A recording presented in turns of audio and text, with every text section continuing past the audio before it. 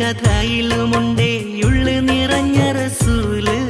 നൊന്ത് കരഞ്ഞാലും ഉമ്മ പാടുന്നൊരു പാട്ടിലുമുണ്ടാ മദ്ഹ്.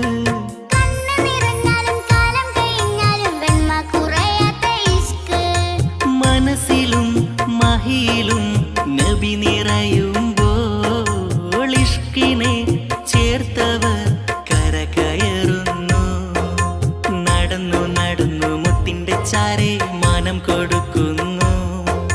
ഹിതം പറയുന്നു